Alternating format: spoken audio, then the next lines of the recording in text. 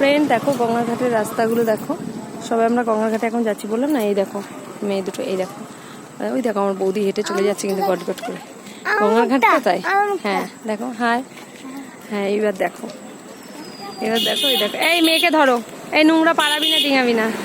দেখো আগে কিন্তু এইগুলো এরকম ছিল না, চারিধার জঙ্গল হয়ে গেছে। আমরা যখন ছোট ছিলাম না তখন এইগুলো খুব উঁচু ছিল, উঁচু উঁচু ঢিবি টাইপের ছিল। এখন দেখো কিরকম জঙ্গল হয়ে গেছে চারিদিকে, বুঝেছো তো।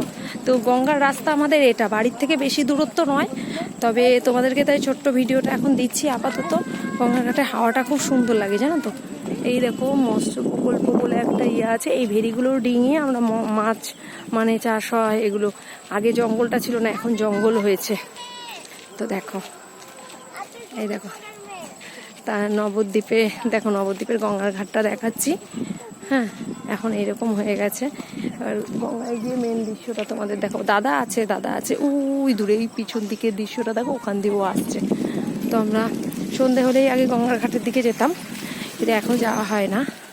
তো এই দেখো এইখানটা আমাদের ছোটোবেলার অনেক ছোট্ট ছোট্ট স্মৃতি প্রচুর জড়িয়ে আছে। ছোটোবেলায় বিকাল হলেই মাঠের মধ্যে দৌড় মেরে চলে আসতাম, বাড়ির থেকে বেশি দূরত্ব নয়, কাছাকাছি, ওই জন্য। তা এখন যাচ্ছি আবার সেই ছোটোবেলার স্মৃতিগুলো মনে পড়ছে, খুব ভালোও লাগছে। কিন্তু এই স্মৃতিগুলো কতদিন ধরে রাখতে পারবো জানি না। এই স্মৃতির পেছনে মানুষ ছোটে, তো আমরাও ছুটছি। তো ভিডিওটা এই পর্যন্তই এখনকার মতো টাটা। আবার গঙ্গার দৃশ্যটা, মা গঙ্গাকে দেখাবো, ওটা নবদ্বীপের আমাদের দিয়ালাপাড়া ঘাট, ঠিক আছে।